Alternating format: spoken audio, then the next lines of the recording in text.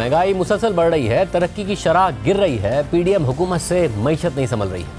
मार्च के महीने में महंगाई 35.4% की रिकॉर्ड सतह पर रही, जो तारीख में बुलंद तरीन महंगाई है, और अप्रैल के महीने में यह रिकॉर्ड भी टूटने का खदशा है। कल मजीद 1% इजाफे के साथ शरह सूद भी 21% की बुलंद तरीन सतह को पहुंच गई है। हुकूमत IMF की शराइत पूरी करने के लिए बिजली गैस की कीमतों में इजाफा कर चुकी है, मिनी बजट के जरिए इजाफी टैक्स लगा चुकी है, मगर फिर भी मार्च के महीने में टैक्स महसूलात हदफ से 64 अरब रुपए कम रही।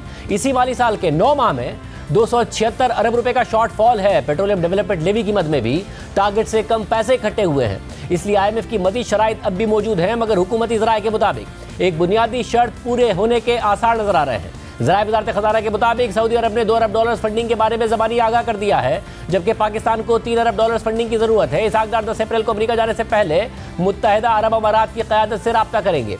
IMF को मुख्तलिफ शोबों के लिए सालाना 900 अरब रुपए सब्सिडी पर ताहाल एतराज़ात हैं। IMF शरह सूद में महंगाई के हिसाब से मजीद इजाफे के मुतालबे पर भी कायम है। IMF चाहता है कि महंगाई के तनासुब से शरह सूद मुकर्रर की जाए। IMF ने पेट्रोलियम लेवी और टैक्सेस का शॉर्टफॉल पूरा करने का मुतालबा भी कर दिया है।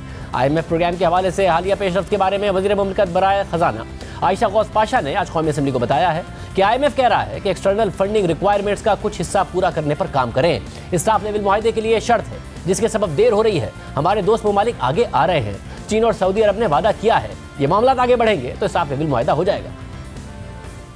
पहले हुआ ये करता था कि हम उनसे कह देते थे, वो मान लेते थे, बात अप्रूवल SLA हो जाता था, और फिर बोर्ड के अप्रूवल से पहले वो ममालिक जो है वो इंडिकेट कर देते थे और वो काफ़ी होता था। लेकिन because of all of this deficit and the difficult situation that we are in, वो अभी कह रहे हैं आप पहले से करके दिखाएं। तो हमारे बरादर ममालिक चाइना वगैरह, हमारे जो दोस्त ममालिक हैं, they are coming forward. China ने तो रोल ओवर भी किया है और कमिट भी किया है। हमें सऊदी अरेबिया ने भी इंडिकेट किया है। हम कुछ यूनाइटेड अरब एमिरेट्स की से भी तवक्कुआत है हमारी, इसमें पेशरफ्त हो रही है, और इंशाल्लाह जब ये चीज़ आगे बढ़ेगी तो स्टाफ लेवल एग्रीमेंट इंशाल्लाह हो जाएगा। मुल्क के ख़राब होते हुए मुआशी हालात के बारे में एक के बाद एक इदारा खदशात का इजहार कर रहा है। वर्ल्ड बैंक ने रवा साल जनवरी में मौजूदा माली साल में 2% तरक्की के इम्कानात का इजहार किया था, लेकिन अब वर्ल्ड बैंक के अदद-ओ-शुमार के मुताबिक रवा साल पाकिस्तान में सिर्फ 0.4% तरक्की मुतवक्को है।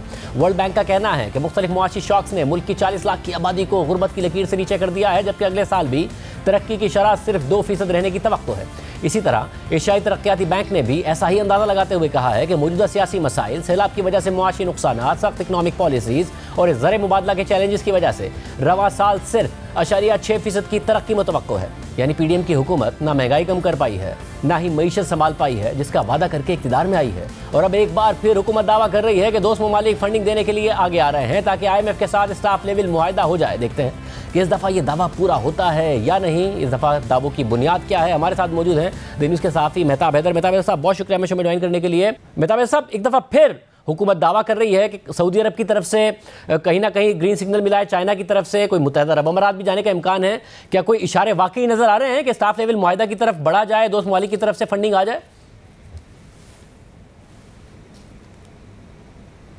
जी, इस दफ़ा फिर आप बिल्कुल ठीक कह रही हैं कि एक दफ़ा फिर से इस तरह के इंडिकेशंस मिल रहे हैं। और अभी रिसेंटली जो पाकिस्तान में सऊदी अरब के एम्बेसडर्स हैं, उन्होंने एक इंटरव्यू भी दिया है और उन्होंने कहा जी कि खुशखबरी जो है वो मिलने वाली है।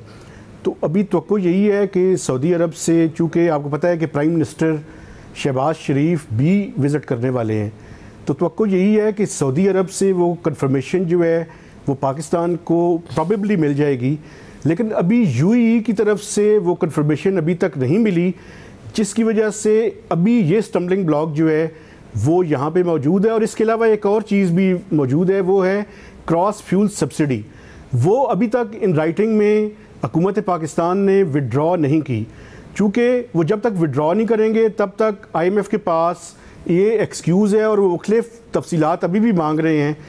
तो जिस वजह से ये स्टाफ लेवल एग्रीमेंट डिले हो सकता है। तो एक तो ये है कि ये कन्फर्मेशन चाहिए, दूसरा ये जो क्रॉस फ्यूल सब्सिडी है ये विड्रॉ करनी पड़ेगी। और मेरे ख्याल में मिनिस्ट्री ऑफ फाइनेंस के अंदर तो बड़ी क्लैरिटी है इसके बारे में, लेकिन PM ऑफिस और पेट्रोलियम डिवीजन को इसके हवाले से मूव करना पड़ेगा, तब ही ये स्टाफ लेवल एग्रीमेंट होगा जी। और जो टैक्स का शॉर्टफॉल है मिनी बजट के बावजूद, क्या उस हवाले से भी IMF पुश कर रहा है कि मज़ीद इक़दामात करें ताकि ये शॉर्टफॉल ख़त्म हो?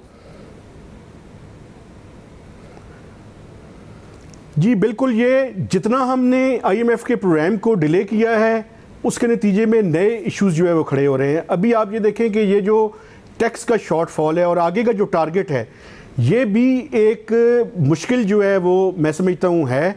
लेकिन उसके लिए ये है कि या तो हमें अपने एक्सपेंडिचर्स साइड पे जो है वो कटौती करनी पड़ेगी, ऑस्टेरिटी मेजर्स जो लिए हैं वो इन स्पिरिट जो है वो इम्प्लीमेंट करने पड़ेंगे। चूँकि उसकी वजह ये है कि अभी कल जो वर्ल्ड बैंक की रिपोर्ट आई है उसमें भी ये कहा गया है कि मोर देन 70 to 80% जो पाकिस्तान के एक्सपेंडिचर्स हैं वो रिजिड एक्सपेंडिचर्स हैं, उनके अंदर तो शायद कोई कमी नहीं आ सकती।